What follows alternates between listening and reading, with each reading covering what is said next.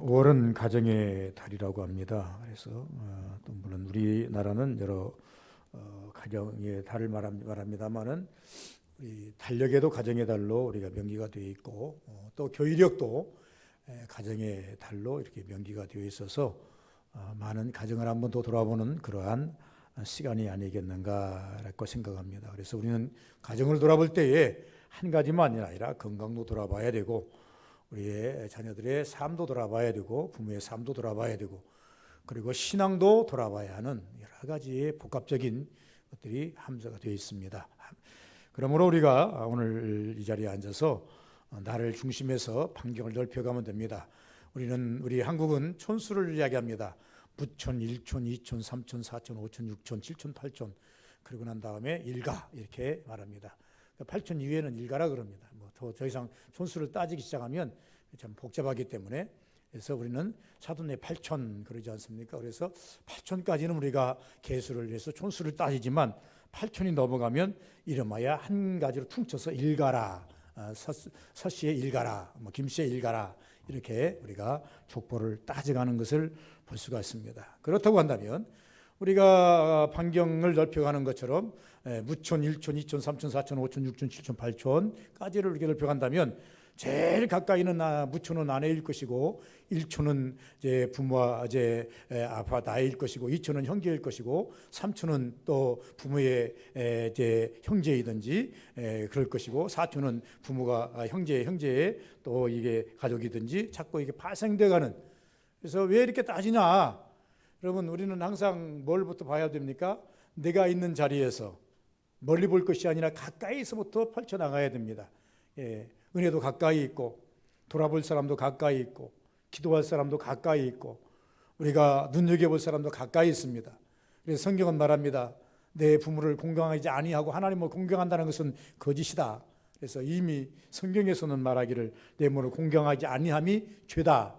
형제를 돌아보지 아니함이 죄다. 이렇게 죄로 정죄하는 것을 볼 수가 있습니다. 오늘날 우리는 이 땅에 살아가면서 누나가 뭐라고 한다고 해서 누나를 살해해서 숨겨놓고 자식들이 버겁다고 해서 나서 죽여서 어디다 방치하고 참 이런 일들을 하루가 멀다하게 뭘 바라봅니까? 매체를 통해서 접하면서 참 씁쓸합니다. 참 세상이 좀 삭막해져가고 씁쓸하다라고 하는 것을 볼 수가 있습니다.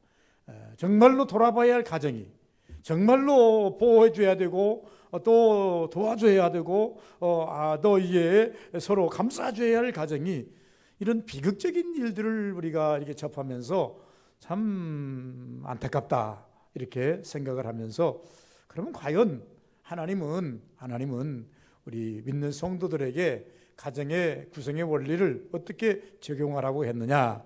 오늘은 5월 첫째 주일입니다. 내일 모레 글패 수요일 날이면 우리가 잘 아시는 대로 5월 5일이 어린이날이 되겠고 또 3일이 더 지나면 5월 8일은 어버이날이 되겠고 20일 날은 또 우리가 다시 말하는 선생님 스승의 날이 되겠고 여러 가족의 날도 있고 여러 가지 날들이 쭉 이어져 있는 것이기 때문에 결국은 5월 달은 가정의 달이다 이렇게 말씀을 하고 있습니다.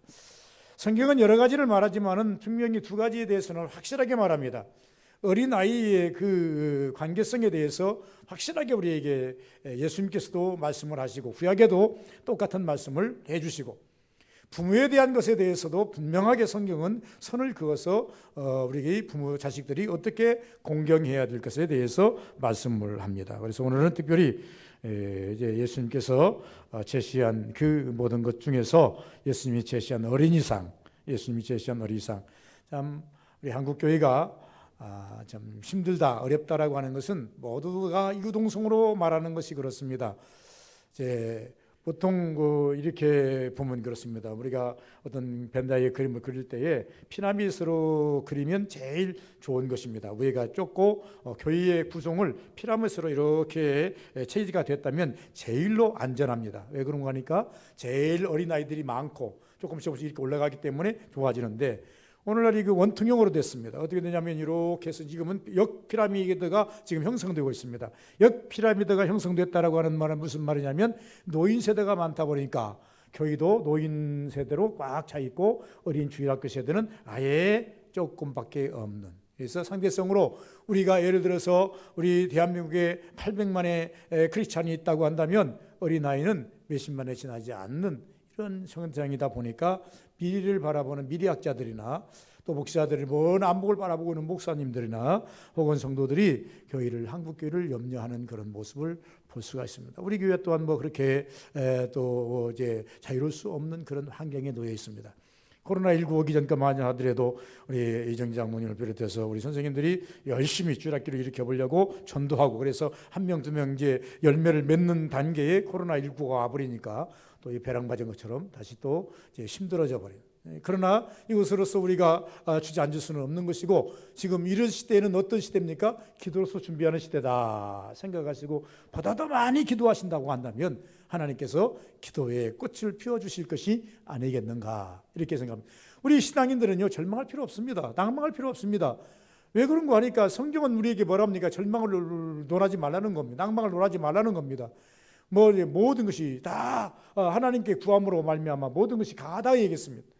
모든 것이 가하다, 모든 것이 가능하다라고 얘기했어요. 그래서 우리는 신앙 안에서는요, 절망이 보이지만 그것을 절망으로 우리가 나락에 떨어지면 안 된다는 겁니다. 그래서 우리 성도들은 이러한 환난의 때는 기도할 때다, 또 열심히 일할 때는 일할 때다. 그래서 때를 잘 이제 활용하면 은혜가 되겠다. 그래서 우리 서부교인들도 우리가 잠깐 열심히 하려고 하면서 준비를 열심히 해서 지금 정말로 이제 힘있게 나가다가 또 본의 아니게 코로나19로 말미암아 가지고 움직일 수 없는 그런 세대가 되어버리다 보니까 참 안타깝다. 그래서 제가 볼 때 우리 서부교회 소망이 있구나. 제 선생님들이, 장모님을 비롯해서 선생님들이 열심히, 집사님들, 권사님들이 같이 전도하고 하니 소망이 있구나 했는데 이게 딱 중단이 되어버렸어요. 언제까지 가겠습니까? 코로나19는 언젠가는 끝날 것 아니겠습니까? 우리나라의 그 집회에 보면 11월 달에 가면 면역력이 집단 면역력을 11월 달에 다 형성하게 하겠다. 그러면 12월 달 넘어서 내년 1월 달부터는 이제 어느 정도 이제 다 옛날 같지는 않겠지만은 그래도 70-80%는 풀어주겠다는 결론 아니겠습니까? 이스라엘은 지금 집단 면역력이 50% 몇십 프로 갔다 해가지고 마스크 다 벗어 던지고, 이번에 종교 행사하다가 그냥 엄청나게 사람이 많이 몰려가지고 압사해서 40명이 죽었지 않습니까? 만약에 코로나를 그냥 안 풀어줬다고 한다면 이 사람들이 그렇게까지 죽지는 않을 텐데, 코로나를 풀어놓고 난 다음에 사람을 다 5,000명, 몇천 명이 모여가지고 그냥 운집해가지고 그냥 폭발적으로 이 사람들이 응하다 보니까 뒤에서 밀고 가다 보니까 압사해서 40명이 죽었다. 참 비극적인 이야기 아니겠습니까? 그래도 우리나라도 내년부터는 그래도 어느 정도 숨통이 튈 것이다. 예배도 그럴 것이고 자유로울 것이고, 그리고 난 다음에 우리가 전도하는 것이라든가 모든 것들이 다 지표가 올라갈 것이다. 그렇다고 한다면 내년부터 우리가 전도를 다시 시작하려고 한다면 지금부터 뭘 해야 되겠습니까? 나머지 5, 6개월 동안, 7, 8개월 동안은 뭘 해야 되겠어요? 열심히 기도하셔야 되겠죠. 하나님께 열심히 기도해서, 기도에 축적해서 기도에 열매 따는 일로, 우리가 기도는 항상 열매로 나옵니다. 기도를 열매 따는 일로 우리가 가야 옳을 것이 아니겠는가. 그래서 미래적으로 우리 한국교회, 또 적어도 우리 서부교회가 계속 하나님이 주신 은혜의 공급을 받아서 계속 성장해 가면서 부흥해 가는 그런 모습. 그래서 저는 이렇게 말합니다. 어린 아이들이 부흥하지 아니하고는 미래는 없다. 교회가 어린 아이들로 채워지지 아니하고는 미래는 없다, 이렇게 생각을 합니다. 그래서 참 청년 시대, 미래 시대, 청년 시대들이 참 고통스러운 시대예요. 그냥 제가 볼 때도 참 여러 가지 어려운 시대입니다. 참 이게 지표는 많이 올라가서, GNP는 많이 올라가서 좀 선진국이라 그러는데, 이 젊은 청년들이 선진국의 그 삶을 따라갈 수 없는 그런 여러 가지 지표들 때문에 여러 가지로 좀 방황하는 그런 시대가 됐지 않느냐, 이렇게 생각을 해봅니다. 우리가 잘 아시는 대로 5월 5일은 어제 지정한 날이 89년도 1889년인가요? 그때 5월 5일을 이제 지정을 해놓았고, 그 다음에 더 나가서 이제 지정한 지 89년, 이제 오늘날로 말하면 한 90년, 100년이 되가는데, 근데 교회가 5월 첫 주일로 드리는 축하 주일로 우리도 같이 따라서 드리기 시작한 지가 꽤나 오래되었습니다. 그래서 우리가 어렸을 때는 이 주일을 어린이 주일로 말하지 않고 꽃주일이라 그랬습니다. 어린아이는 꽃이다, 교회의 꽃이다, 국가의 꽃이다, 가정의 꽃이다. 그래서 꽃주일로 이렇게 말씀을 하셨습니다. 그러나 오늘 제가 말씀을 이제 들고 나온 것은 우리 장모님이 이제 말씀을 읽으신 말씀 그대로를 우리가 본다고 하면 예수님께서 어린 아이들을 상대함에 있어서 제자들의 시각과 예수님의 시각이 달랐다고 하는 것을 우리가 볼 수가 있겠습니다. 예수님께서 집으로 가실새 이제 서로 토로한 것을 가지고 이야기합니다. 이제 누가 크냐라고 이야기합니다. 근데 예수님께서 적절한 비유를 들 수가 없었습니다. 이게 쉽게 말하면 사람들의 생각과 예수님의 생각이 좀 달랐던 것이고, 그들은 천국에 가면 누가 더 큰 자고 누가 더 상을 많이 받겠는가 이렇게 설명할 때에 어린 아이를 이제 대입해서 제자들에게 가르치는 모습을 볼 수 있습니다. 그러면서 36절에 보시면 어린 아이 하나를 데려다가 그들 가운데 세우시고, 실물 교육이죠. 세우시고 안으시며, 그냥 세우고 그냥 놔둔 게 아니에요. 예수님께서 그를 안으시고 제자들에게 이르시되, 이 어린 아이를 안을 만큼 됐다라고 하는 것은 그렇게 크지 않은 아이예요. 아주 이제 갓 어린 아이를 지나서 아장아장 걸른다든지, 아직 뭐 우리나라로 말하면 초등학교에 들어가기 전에 3살, 4살 먹은 어린 아이 정도 되지 않겠나 생각합니다. 그 어린 아이를 품에 안으시고, 그리고 예수님께서 제자들에게 가르치는 장면이 나옵니다. 그럼 예수님은 어린아이를 어떻게 보셨을까? 예수님의 시각으로 우리가 어린아이들을 한번 보면서 어린아이들의 귀중성을 좀 알고, 이 귀중성을 안다고 한다면 우리 교회도 어린아이들이 많아야 되는데 이 귀중성을 알고 우리가 기도하는 것이 좋겠다. 하나님 이 귀한 어린아이들을 이 교회에 보내주셔서 이 교회가 와글와글하게 하시고 장태같이 시끄럽게 하시고, 그리고 우리 교회가 생명력 있게 도와주옵소서 하는 그런 일들, 누군가는 일을 해야 될 것 아니겠습니까? 기도해야 되고 우리가 먼저 알고 지나가는 것이 좋겠다 그렇습니다. 예수님은요, 어린 아이들을 가지고, 어린 아이를 데리고 제자들에게 실물 교육을 시키신 이유가 무엇일까? 그것은 어린 아이를 가지고 실물 교육을 시킨 것은 가능성의 어린 아이로 보셨다는 가능성. 무슨 가능성일까? 드러난 것보다 잠재적인 면을 보라는 겁니다. 예수님께서는요, 모든 사람의 지표를 쉽게 말하면 우리가 말하는 예언이라 그러는데, 예언이라고 하는 것은 우리가 말할 때 예언이고, 예수님의 입장에서 보면 예지입니다. 그의 모든 것을 아는 지혜가 있습니다. 그 영혼을 바라보면, 그 사람을 바라보면 그가 어디를 향해 가고 있는지, 끝이 어딘가까지 모든 것을 한눈에 다 볼 수 있는 예지의 능력이 계시다는 겁니다. 우리는 예언이라 그러면, 예언이라는 것은 한 가지만 콕 집어서 하는 것이 예언입니다. 그러나 이 예수님은 예언을 넘어서 예지입니다. 그렇기 때문에 예수님께서는 그 한 사람을 볼 때에 잠재력을 보시는 겁니다. 심지어 베드로가 어떻게 죽을 것까지도 아십니다. 그리고 사도 요한이 어떻게 죽을 것까지도 아십니다. 그러니까 누군가가 나를 배반할 것을 전부 다 아십니다. 그러니까 아시는 것처럼 그 어린아이를 품에 안으셨다 그러는데, 이 어린아이를 품에 안으시고 그 어린아이의 미래를 보면서, 그 어린아이를 이제 제자들은 어린아이로만 보겠지만은 예수님은 어린아이를 안으시고 그 먼 훗내 이들이 성장해서 어떻게 될 것인가를 전부 다 선접하시고 다 아시고 그들을 향해서 말합니다. 너희들은 모르지 이 아이에게 얼마나 많은 잠재력이 있는지. 우리가 어린아이를 볼 때 얼마나 잘 압니까? 교회 앞에가 학교가 있기 때문에 애들이 많이 왔다 갔다 합니다만은 그들이 나중에 커서 어떻게 될지 몰라요. 우리날 보니까 축구를 보니까 2000년생이면요, 2002년도 이제 월드컵이 있기 전에 2년 전에 태어난 갓난 아기였어요. 그런 아이들이요, 프로 축구에 들어가 가지고 골을 넣고 막 뛰더라고요.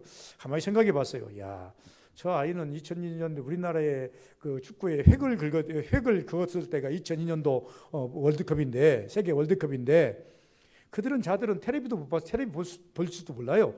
뭐 그림이나 생각이나 하겠습니까? 1살, 2살 먹은 아이가. 그런데 지금 그 프로에 가서 열심히 뛰면서 하면서 저들이 얼마나 우리가 생각할 때는, 그때 2002년도에 생각할 때는 우리도 젊었으니까 생각했는데, 벌써 20년이 지나니 저들이 선수가 됐구나. 한번 아련히 한번 생각해 봤어요. 우리 한번 아련히 생각해 보시기 바랍니다. 우리는 항상요, 잃어버리고 사는 것인데 나이를 잃어버리고 삽니다. 항상 젊은 줄 알아요. 그런데 어느 날 보니까 커나오는 아이들 보니까, 성장하는 아이들 보니까 이제 내가 저들이 저만큼 성장해서 나도 많이 늙겠구나. 그때서야 정신이 화다닥 들어요. 예수님께서 어린 아이를 이렇게 안으시고 그 잠재력을 봤는데, 우리는 아이를 볼 때 잠재력을 볼 수 있습니까? 그런데요, 잊어버리고 삽니다. 이 학교 합회를, 우리 교회 합회를 열심히 다니는 학생들이 있는데, 그들이 뭐 왔다 갔다 하니까 열심히 학교 다니겠지. 그러지만요, 이들 학교 열심히 다니는 아이들 중에서 벌써 우리 교회가 여기 이사 온 지가 언제냐 그러면 2001년도, 2002년도 왔나요? 우리가 2002년 이때 우리가 여기 왔었어요. 2002년도에 왔고, 2002년도에 왔는데, 2002년도에 왔는데 2002년도 와가지고 지금 20년이 훌쩍 지났습니다. 20년 동안 봤던 많은 아이들이 어떻게 됐는지 호구조사 안 해서 몰라요. 아마 제가 볼 때는 놀랄 일들 많이 있을 것이다 하는 생각을 합니다. 그래서 예수님께서 이것을 다 보셨어요. 잠재력인 면을 보셨다는 겁니다. 예수님은 잠재력인 면만 보시면서 우리도 그렇게 보라는 거죠. 예수님께서 두 번째 보신 것이 뭐냐면 조각가의 시각으로 보셨다.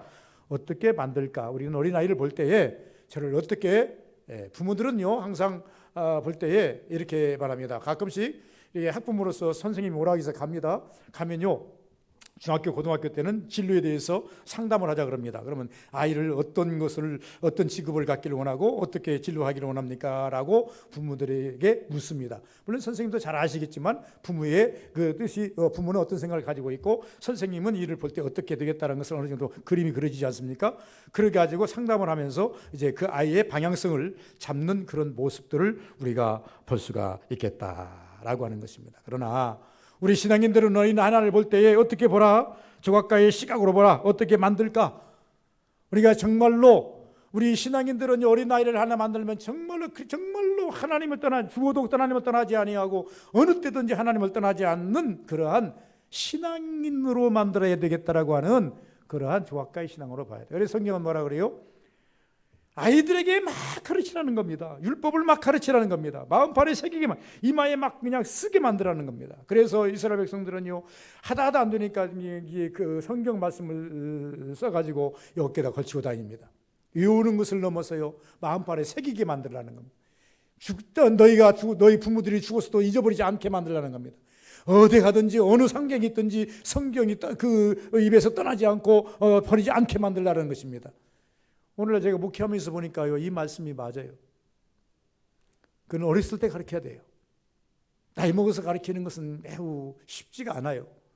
이미요, 나이 30이 넘으면 부모를 가르치려고 그럽니다. 저도 아들놈 둘이 있지만요, 요새는 부모를 가르치려고 그럽니다. 자기 의지대로 부모를 끌고 가려고 그럽니다. 그러나 30대, 20대 전까지는요, 적어도 부모의 의지대로 따라왔는데, 지금은 부모를 자기들의 의지대로 끌고 가려고 그럽니다. 왜? 아버지는 늙었다는 거예요. 어머니 늙었으니, 힘이 없으니 이제는 우리 애가 원하는 것대로 하는 것이 좋겠다. 어느 정도 끌고 가줘야 돼요. 호응해 줘야 돼요. 그것이 인생인 것을, 그것이 사람인 것을, 시대인 것을 끌고 거슬릴 수는 없는 거예요. 그러나 우리가 적어도 어린 아이일 때, 아주 어린 아이일 때, 그래서 유대인의 교육은 보면요, 보통 어떻게 이루어지는가 하면 부모의 보태에서 나와서 부모의 품에 있을 때 거의 다 교육이 이루어져요. 부모는요, 아이를 안고 항상 기도하고 성경 말씀을 외워주고, 그것을 우리가 잘 아는 대로 모세가 그렇게 교육을 받았지 않겠습니까? 모세가 비록 바로의 왕궁에 살았지만은, 그러나 자기 어머니를 유모 삼아서 자기 어머니의 젖을 먹으면서 이제 특이하게 하나님께서 그렇게 만들었기 때문에, 그런데 이 어머니는 자기 모세를 뭘로 가르쳤어요? 바로의 그 애굽의 그 법을 배우기 전에 하나님의 법을 먼저 가르쳤어요. 그래서 그가 나중에 40세가 됐을 때 뭐가 나와요? 그가 정말로 이스라엘 구하려고 하는 그런 이제 의를 발휘하는 거예요.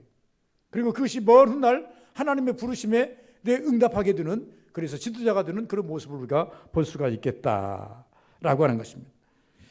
적어도 우리는 어린 하나를 볼 때에 조각가의 시각, 미술가의 시각, 미술가는 어떻게 그림을 그릴까 하는 것 아니겠습니까? 선생님의 시각, 무엇을 넣어줄까? 농부의 시각, 무엇을 심을까? 참 이 어린아이는 백지장과 같습니다.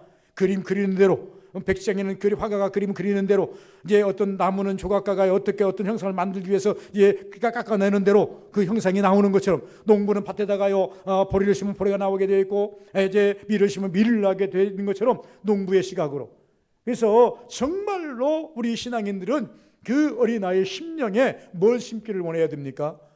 하나님의 형상을 심어야 되는 그런 심정, 아름다운 형상, 확실한 형상, 그리고 확실히 딸 수 있는 열매, 이런 것들을 우리가 심어야 되는데, 예수님께서 제자들 앞에서 어린아이를 이렇게 보시면서 이 어린아이와 같지 아니하면 이 어린아이는 앞으로 어떻게 변할지 모른다. 너희보다 더 큰 사람이 될 수도 있고 너희보다 더 훌륭한 사람이 될 수도 있고, 그리고 이 나이가 신앙인으로서 정말로 주님을 위해 생명을 바칠 수도 있지만은 잘못 가르치면 사탄의 도구가 되어서 신앙인들을 공격하는 사람도 될 수가 있다.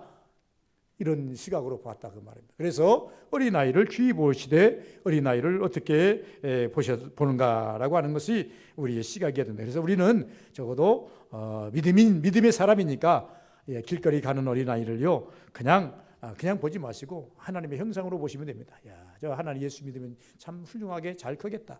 예수 믿으면 참 잘 되겠다. 이렇게 보셔야 되겠다. 그리고 어린아이를 볼 때 우리가 사회적 개념에서 볼 때는 지금 오늘 주일학 어린아이에 대한 설교니까 모든 권리가 있음을 봐야 된다. 우리는 민주국가, 사회국가에서는요 어린아이에게는 모든 권리가 주어 있습니다. 그래서 사랑받을 권리, 교육받을 권리, 먹을 권리, 그리고 신앙인으로 우리가 온다고 한다면 예수님께서 말씀하신 기도받을 권리, 그리고 축복받을 권리가 있다는 것입니다. 사회적 개념으로는 우리가 사랑받고 교육받고 먹을 권리, 이것은 사회적 일체의 권리이고, 우리 신앙 안에서의 권리라고 한다고 한다면 기도받을 권리와 그리고 더 나아가서 축복받을 권리가 있다 그 말입니다. 그런데 이스라엘 법에 보면요, 이스라엘 사람들은요 여자와 어린아이는 숫자에 넣지를 않았습니다. 그리고 무시를 당했습니다. 무시를 당하는 것은 다반사였습니다. 그래서 그러나 부모의 심정은 내 아이를 예수님에게 기도 한번 받게 하는 것이 소원이었고, 예수님 만나서 좋은 멘트 한마디 듣는 것이 소원이어서 예수님께 데리고 갔는데 제자들이 말깁니다. 이 많은 사람들이 있는데 어린아이들은 데리고 오지 마시오. 데려가시오. 원래 이 바쁜 시대에 예수님께서 어린아이까지 상대할 수 있는 그런 시간이 없습니다 하고 제자들이 어린아이를 데리고 온 부모를 약간 민방을 주어버리니까 막 그냥 밀어내니까 예수님께서 그것을 보시고 고마워 있어서 말합니다. 가만두어라. 이리 어린아이를 데려와라. 그리고 어린아이를 안으시사 그에게 머리에 안수하시고 축복하시며 이 어린아이와 같지 않으면 천국에 들어갈 자가 아무도 없느니라. 그러면서 어린아이에 대한 축복받을 권리, 더 나아가서 이제 기도받을 권리를 그에게 열어주셨다 그 말입니다. 그러므로 우리는요 적어도 어린아이는 무엇을 먹고 자랍니까? 사랑받고 삽니다. 물론 육신의 것도 잘 먹고 살아야 되지만은요 어린아이가 제일로 바라는 것은 뭐냐면 부모의 사랑, 선생님의 사랑, 교회에서 선생님의 사랑, 사회적 사랑받고 사는 것이 아이들 어떻게 보면 참 힘듭니다. 보니까 우리 시대에는요 참 어렵게 살아서 그렇고 부모들로부터 그렇게 억압도 있고 살았기 때문에 우리 자식들도 억압을 좀 많이 시켰는데 지금 20년이 훌쩍 지나고 30년 지나고 50년이 지나고 60년이 지나고 나니까 지금은요 어린아이를 얼마나 그냥 마음대로 놔두는데 이제는 그냥 정말로 힘들어요. 어린아이 하나가 옛날에 어린아이 10키로보다 더 힘들어요. 이거 보통 문제가 아닙니다. 그렇다고 해서 매들고 때리면요 당장 고소하면 이제 뭡니까? 이제 입건해 갑니다. 그리고 벌 받습니다. 이거 문제가 심각한데, 그럴지라도 어린아이는 예수님께서 말씀하시기를 기도받을 권리와 축복받을 권리가 있다라고 하는 것을 볼 수가 있습니다. 그래서 저도 어린아이들이 오면은 어김없이 이 안수기도를 해줍니다.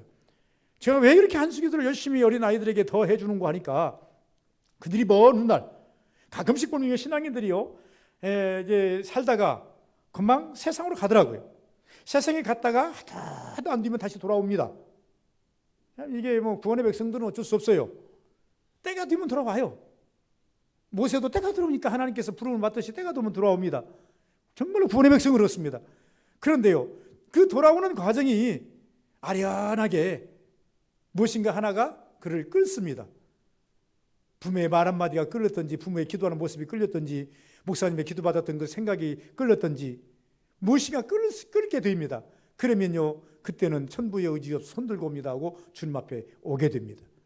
그렇기 때문에 우리는 적어도 어린아이들에게 많이 기도해 줘야 할 권리가 있고, 기도받을 권리가 있고, 축복받을 권리가 있다.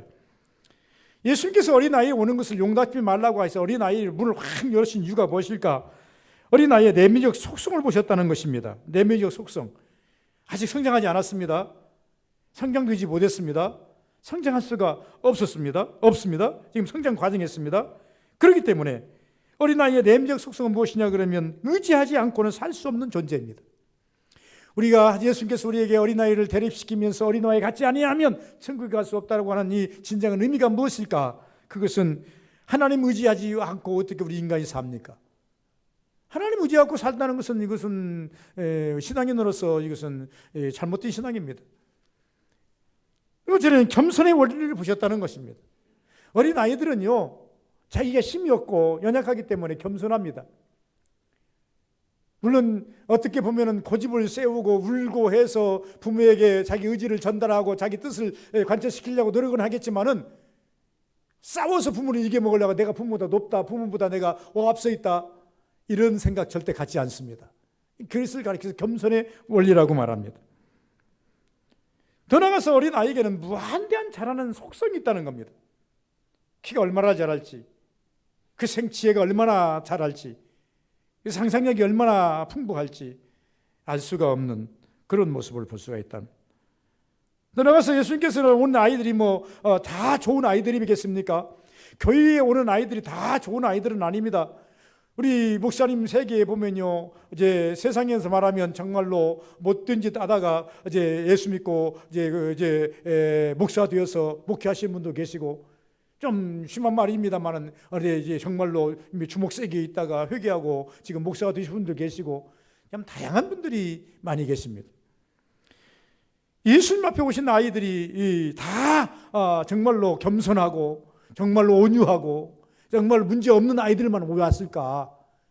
여러분, 부모님들은요, 목사님에게 와서 기도받기를 원하는 아이일수록 문제가 보이기 때문에 기도를 받으려고 합니다.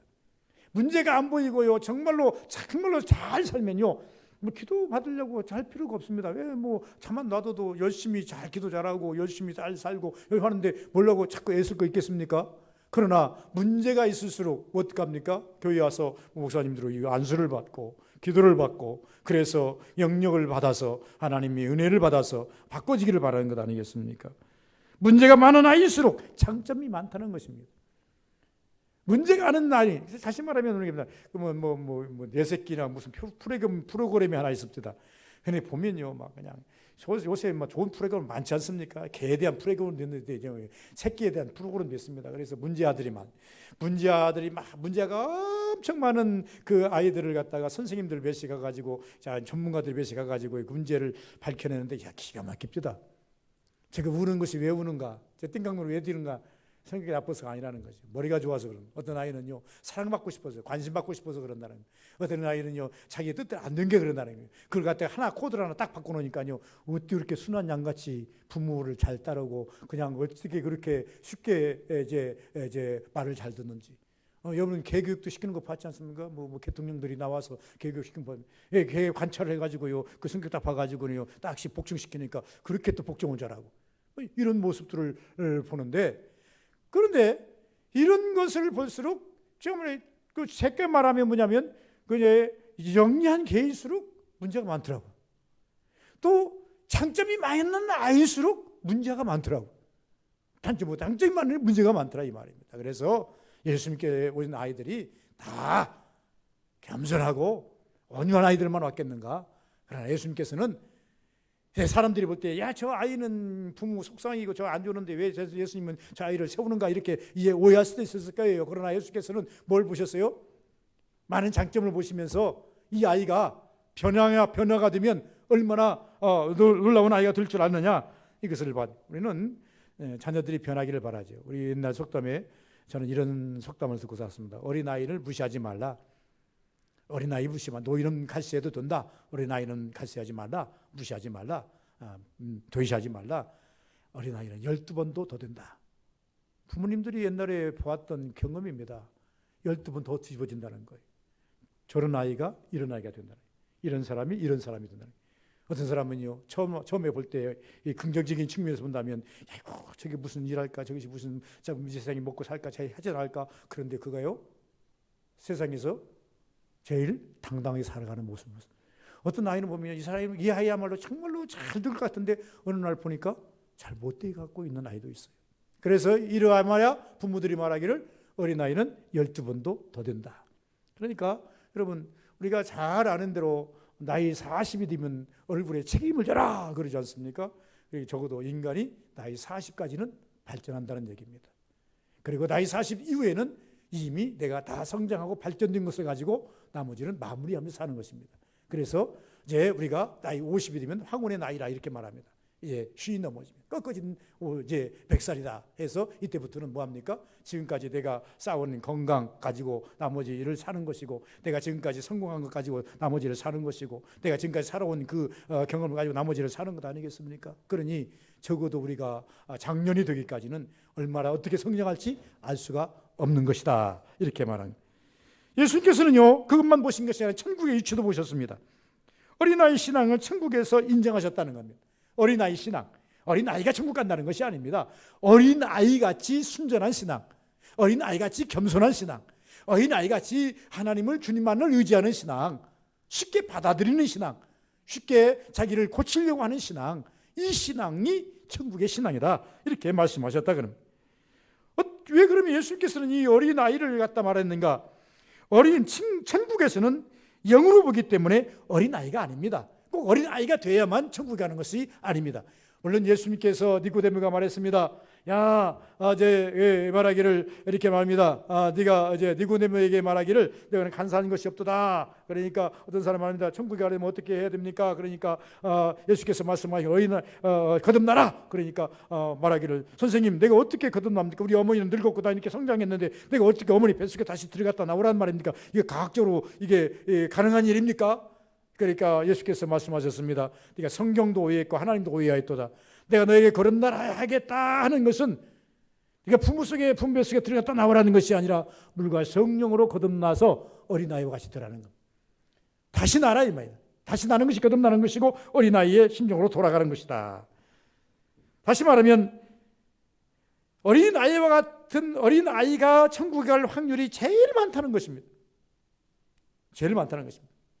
어느 날 어린 나면서부터 소경된 어린아이, 소경된 사람을 보고 제자들이 예수님께 의문을 던집니다. 선생님 왜 그러느냐? 그러니까 저가 어린아이 때부터 뱃속에서 나올 때부터 소경인데 눈을 못 보는데 저건 분명히 내가 보니까 누구의 죄 때문에 저런지 모르겠는데 저 죄가 부모의 죄입니까? 아니면 본인의 죄입니까?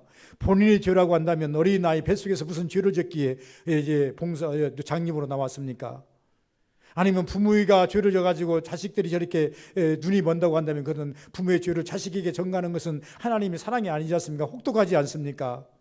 라고 예수님에게 제자들이 이야기를 하는 것을 볼 수가 있습니다. 예수께서 말씀하십니다. 이는 부모의 죄도 아니고 그 사람의 죄도 아니니라. 여러분, 물론 이제 우리가 고대 신앙을 연구해 보면요, 그 어린 아이는 이제 그 무지 사상으로 이제 이야기했던 때도 있었습니다만 어린 아이라고 해서 무지는 아닙니다. 원죄가 있기 때문에. 그러나 상대적으로 요엘서에 보면 요엘서는 말합니다. 누구냐 요엘서도 그리고 이제 복음서도 보니까 가나안 현장에 잡힌 여인을 이제 돌로 치라 그러니까 나이 먹은 사람부터 쑥쑥 나갑니다. 그리고 난 다음에 요엘서에 보면은 하나님께서 벌을 주는데 누구부터 늙은 자부터 준다 그랬습니다. 거기서 말하는 늙은 자가 뭡니까? 오래 산 자를 말하기도 하지만은 여러분 오래 살았음으로 말미암아 뭐가 더 많다는 얘기입니까? 죄가 더 많다는 얘기, 허물이 많다는 얘기. 가나안 현장에 남아 잡힌 여인들 중에서도 나이 먹은 자부터 돌을 놓고 갔다는 것은 뭐냐면 그들이 더 죄가 많다는 얘기입니다. 그러면 우리가 상대적으로 살아야 인생을 적게 살았기 때문에 어린아이 적게 살았기 때문에 우리가 말하는 고범죄 스스로 짓는 죄가 얼마나 많았을까요? 예수님께서 어린아이를 대립하면서 확률로 말씀하셨다. 더 나아가서 은혜를 받으려면 어린아이와 같이 되어야 할 것을 우리에게 말씀하시고 계신다는 것입니다. 그러면 우리는 보편적인 시각에서 봤다고 한다면 오늘 주님께서 보신 핵심적인 시각 36절 이제 말씀합니다. 어린아이 하나를 데려다가 그들 가운데 세우시고 안으시며 제자들에게 이르시되 누구든지 내 이름으로 이런 어린아이 하나를 영접하면 곧 나를 영접하며, 누구든지 나를 영접하면 나를 영접함이 아니요 나를 보내신 이를 영접하는 것이니라. 그래서 이제 신앙의 차원, 믿음의 차원은 제일 연약한 자부터 끌어안으라는 겁니다. 어린아이가 제일 연약하지 않습니까? 제일 연약한 자부터 끌어안으라는, 제일 죄인된 자부터 끌어안으라 그 말입니다. 오늘날 우리가 코로나19로 인해서 백신이 지금 우리나라에 와서 한 300만 명이 맞았다 그럽니다. 저도 내 차례를 기다리고 있는데 언제나 올란가. 나도 어르신 되기는 됐는데 65세 이상 준다 그러면 나도 이제 순위에 따라서 이제 6월 달 안에는 아마 맞을 것 같은데 언제 오라 할 것인가 지금 이렇게 지금 기다리고 있습니다. 그런데 우리나라에 백신이 딱 들어왔어요. 들어왔더니 제일 먼저 맞는 부류가 어떤 것입니까? 누구였습니까? 자, 노인 어르신들입니다. 75세 이상 되는 어르신들. 두 번째는 이제 의료기관에 종사하시는 그런 종사자들. 그다음에 이제 경찰들, 의사들, 간호사들, 환자들 총리가, 그리고 난 다음에 이제 경찰들, 소방관들, 선생님들, 그리고 난 다음에 차순을 따라서 이렇게 쭉쭉쭉 내려오면서 나중에 이제 20대부터 30, 40대, 50대까지는 이제 언제 이렇게 해서 제일 뒷소리로 불러가고 그렇게 말하지 않습니까? 이제 그렇게 나오는 것을 볼 수가 있겠다. 그렇습니다. 예수님께서 제자들에게 말씀을 증거하시면서 순서를 정하셨어요. 먼저는 너희들이 다가갈 때, 복음을 위해서 다가갈 때 누구부터 꺼내는 것이 오냐? 제일 연약한 자부터. 연약한 자가 누구냐? 어린아이 아니냐? 저 나가서 죄인 아니냐? 가난한 자가 아니냐? 불쌍히 얘기할 자가 아니냐? 이런 자부터 끌어안는 것이 좋겠다. 그래서 이것을 제시했던 것을 볼 수 있습니다. 그러면서 예수님께서 이 어린아이를 제시하는 이유 중에 이유가 뭐냐 그러면 이 어린아이를 잘 성장시키면 금방 자란다는 겁니다. 그럼 성장 속도 빠르다고 얘기하지 않습니까? 금방 성장합니다. 우리 생각보다 빨리 그들이 일꾼이 된다는 것입니다. 우리 서부교회도 아마 이런 것에 눈을 돌리고 하나님께 열심히 기도해야 될 줄 압니다. 우리 서부교회가 영원히 하나님 오시는 그날까지 교회가 존재하기 위해서는 절대적으로 어린 주일학교가 필요합니다. 주일학교가 세워져야 됩니다. 그러기 위해서는 집중적으로 기도해 주셔야 됩니다. 이 강단에 와서 기도하시는 우리 강단 기도꾼들이 계시는데 이분들을 내가 부탁하고 싶은 것이 있습니다. 하나님 반드시 주일학교를 세울 수 있도록 은혜를 주옵소서. 이 기도는 빼놓지 않는 것이 좋겠다. 기도 하나를 추가를 드립니다. 이제 이만큼 됐으니까 기도 하나씩 추가해도 이제 충분히 힘이 생겼을 줄 믿고 내가 이제 기도 추가를 합니다. 두 번째는 주여, 이제 코로나19 시대로 말미암아서 아직 주여 교회까지 발걸음이 옮겨지지 못하고 아직도 유튜브를 통해서나 이제 예배를 드리고 지금 여러 가지로 이제 마음이 무거운 붙잡혀 있는 그런 자들 빨리 교회로 다가올 수 있도록 하나님 은혜 베풀어 주옵소서라고 기도 하나 더 추가해 주시기 바랍니다. 이런 기도를 추가해서 우리가 자꾸 기도를 영역을 쌓아가야 됩니다. 예수님께서도 우리 제자들에게 말씀하는 것이 뭐냐면 너희들이 앞으로 전도할 때 이런 역량을 가지고 이제 이 전도의 역량을 축적해 가라는 겁니다. 우리는 그렇다고 한다면 지금 우리 서부교회가 할 일이 무엇이고 앞으로 해야 할 일이 뭐냐? 우리는 주일학교 오늘 어린이 주일인데 어린이를 앞에 놓고 같이 예배드려야 될 입장인 우리 교회가 어린아이가 많지가 않기 때문에 좀 몇은 있습니다만은 잘 그를 통해서 잘 살릴 수 있겠습니다만은 코로나19 시대에 보니까 올 수 있는 상황도 아니기 때문에 이 끝나고 난 다음에는 반드시 교회 학교가 세워져야 되고 그래서 우리가 무엇을 바라보고 이들이 금방 자란다. 빨리 일꾼된다. 그래서 그러려면 교회가 꼭 필요한 기구이니 하나님 허락해 주옵소서. 그리고 올 때마다 다 같이 기도할 수 있는 그런 기도거리가 되어야 되겠다라고 하는 것입니다. 주님이 넓은 시각으로 봐야 된다는 것입니다. 하나님께서는 구원의 백성은 어른들만이 아닙니다.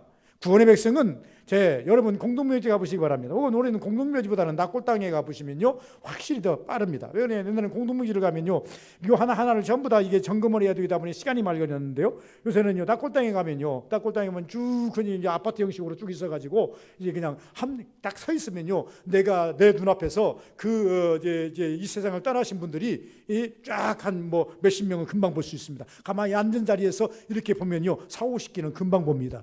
그러면 거기에 전부 다 써 있습니다. 몇 년도에 출생하셔서 몇 년도에 가셨다. 어떻게 죽었다는 것은 쓰지 않았습니다. 거기다가 몇 년도에 출생해서 몇 년도에 가셨다. 그리고 난 다음에 예수 믿는 자 같으면 십자가를 막 그려놓고 예수 믿지 않는 자 같으면 십자가가 없습니다. 그래서 우리가 딱 한눈에 보면서 이분은 예수 믿고 죽었구나. 그런데 이렇게 찾아보면 나이가 닦고 당겨보면 나이가 많은 분들만 있는 것 같은데 그렇지 않습니다. 20대도 있고 10대도 있고 어린 유아도 있더라고요. 예? 근데 거기 가서 보면요. 거의 보면요. 3분의 1 정도는요. 이 세상을 살 만큼 살지 못하고 죽으신 분들이 3분의 1은 한번 가보시기 바랍니다. 가보시면 여기서 내 눈에 보이는 지금 이 아파트 형식의 이 닭골에 계시는 그 닭골로 들어가서 계시는 분들이 이렇게 편마를 딱 보시면요. 여기 보면 한 40명이 보인다고 생각합시다. 30명이 보인다고 생각합시다. 그러면요. 적어도 20기 정도는 나이 드셔서 갈 만한 때 가신 분들이고 약 10기나 15기 정도, 12, 13기 정도는요. 저분들이 왜 저게 가 있을까? 그래서 20대도 30대도 40대도 50대도 10대도 있더라 그 말입니다. 그러므로 우리의 전도의 대상은 어린아이, 나이 먹은 이것을 구별할 것은 없습니다. 그러나 우리가 적어도 어린아이 때부터 신앙을 주어서 얼마를 살든지 어떻게 살든지 있다가 살다가 하나님께 갈 때에 천국 백성 만들라는 것이 우리 사명 아니겠습니까? 단지 교회학교, 주일학교를 만들어가지고 교회 부흥을 이루고 교회에 힘 있는 교회를 만드는 이것이 목적이 아니라 예수님 시대에는 어린아이를 도외시했고 예수님 앞에 오는 것을 막았던 제자들, 이 제자들에게 말하기를 다 열어라는 겁니다. 어린아이도 천국 갈 권리가 있고 은혜 받을 권리가 있고 축복받을 권리가 있다. 그러니 다 열어라는 것입니다. 죄인도 축복받을 권리가 있고 은혜 받을 권리가 있고 천국 갈 권리가 있으니 다 열어라는 것입니다. 우리는 누구는 되고 누구는 안 된다 이렇게 말하지 말라는 겁니다. 그래서 예수님께서 이 어린아이를 세우신 이유는 누구는 되고 누구는 안 된다 이것을 선별하지 말라는 것입니다. 우리 시각으로 보는 것이 아니라 주님 시각으로 보면 다 구원받을 백성이요 다 하나님의 은혜가 필요한 자들입니다. 나이가 많든지 적든지 병들었든지 건강하든지 부자든지 가난하든지 누구든지 다 하나님의 은혜가 필요한 자들이다. 하나님의 은혜 없이 천국 갈 수 없다. 그래서 그러나 보다 더 중요한 것은 우리 서부교회가 어린 주일 학생들을 위해서 많이 기도하고 코로나19 시대가 끝났을 때에는 반드시 어린 주일 학교가 활발하게 예배를 드리고 이루어지는 역사가 있기를 기도하기를 주님의 이름으로 축원을 드립니다. 거룩하신 아버지 감사합니다.